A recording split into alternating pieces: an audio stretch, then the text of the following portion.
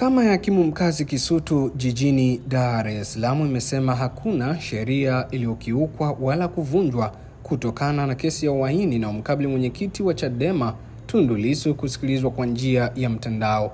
Uamuzi huo umetolewa leo na hakimu mkazi mfawidhi Franco Kiswaga wakati kesi hiyo ilipoitishwa kwa ajili ya kutajwa, ambapo Lissu anawakilishwa na mawakili 31 huku jamhuri ikiwa na mawakili watatu wakiongozwa na Nasoro Katuga, Jobu Mrema na Isa Tawabu. Katika kesi hiyo ambayo imeahirishwa hadi Mei 6 ya mwaka huu ambapo itasikilizwa kwa njia ya mtandao, hakimu Kiswaga alisema amezisikiliza hoja kutoka pande zote mbili. Miongoni mwa uamuzi alioutoa hakimu Kiswaga katika kesi hiyo ambayo imesikilizwa kuanzia saa 6 mchana hadi saa 11 jioni, alisema ya kwamba kuna sheria inayoipa mahakama hii mamlaka, ndio maana leo hii kesi inaendeshwa kimtandao.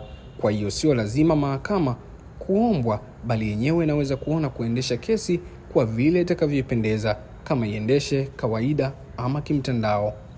Kuhusu hoja ya mahakama ifanye nini kwa tarehe zijazo, ni kwamba mahakama itatoa linki kwa pande zote mbili kiasi kwamba umma unaweza kufuatilia mwenendo huu tena kwa watu wengi zaidi.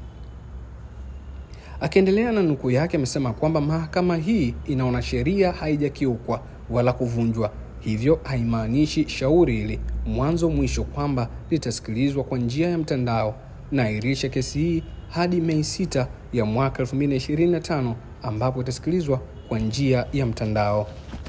Itakumbukwa kwamba kwa mara ya kwanza Lissu alifikishwa mahakamani hapo Aprili 10 ya mwaka 2025 kikabiliwa na kesi mbili ya uchochezi na uhaini. Katika kesi hiyo Lissu anatetewa na mawakili 31 wakiongozwa na Mpare Mpoki, Peter Kibatala na Rugemeleza Inshallah, ambapo aliibua hoja ya kwamba mwenendo wa kesi hiyo ni batili kutokana na sababu mbalimbali. Miongoni mwa sababu hizo ni kwamba wanaiomba mahakama hiyo isiahirishe kesi hiyo bali isikilizwe, pia itoe amri kwa afisa magereza wa mkoa na mkuu wa gereza la Ukonga wafike mahakamani kuhojiwa kwamba kwa nini mteja wao hajafikishwa mahakamani.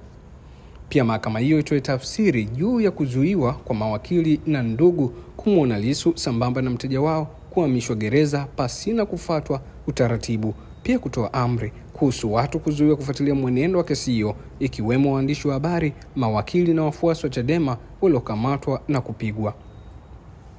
Mbali na hilo, pia upande wa utetezi umehoji kuhusu kesi hiyo kusikilizwa kwa njia ya mtandao, ambapo wao wanaomba mteja wao afikishwe mahakamani ili kutoa nafasi kwa watu mbalimbali kufuatilia mwenendo wa kesi hiyo.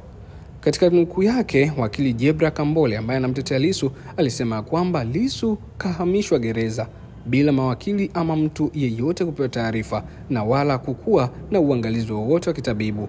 Hajui ama hatujui sababu za yeye kuhamishwa, hivyo mahakama ijue kwamba magereza umevunja sheria, alisema hivyo Jebra Kambole.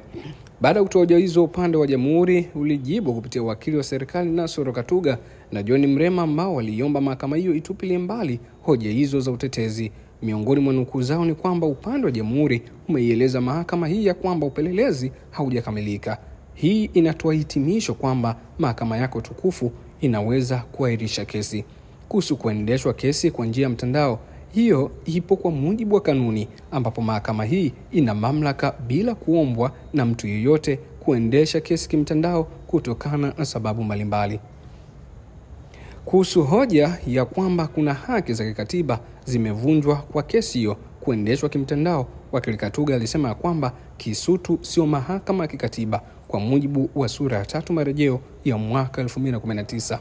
Baada ya kutoa hoja hizo, hakimu Kiswaga ndipo alipotoa uamuzi ambapo alisema sheria ya usikilizwaji wa kesi kwa njia ya mtandao haikuanzishwa kwa sababu ya mlipuko wa ugonjwa wa COVID kama hoja ambayo iliibuliwa na jopo la mawakili 31 wa Lissu, bali ni sheria iliyotungwa kwa sababu mbalimbali na itaacha kutumika hadi pale itakaposemwa isitumike. Hivyo sheria hiyo itatumika wakati wote. Kuhusu mshtakiwa kuhamishwa katika gereza moja kwenda jingine, hakimu Kiswaga alisema mahakama hiyo haikusema pelekwe gereza gani, na kuhusu hoja ya ukandamizwaji ndugu na mawakili kutomuona mteja wao ama ndugu yao, amesema kwamba hoja hiyo imetolewa dhidi ya magereza ambao hawapo mahakamani. Kuhusu kuitwa kwa afisa magereza wa mkoa na mkuu wa gereza la Ukonga kuhojiwa, mahakama hiyo imesema kwamba inapata shaka kwamba hakuna kifungu chochote kinachoipa mamlaka kuwaita. Mimi nitumika ndaba, na hizi ni ripoti za kimahakama hii leo kuhusu mwenendo wa kesi ya uhaini na umkabili mwenyekiti wa Chadema Tundu Antipas Lissu.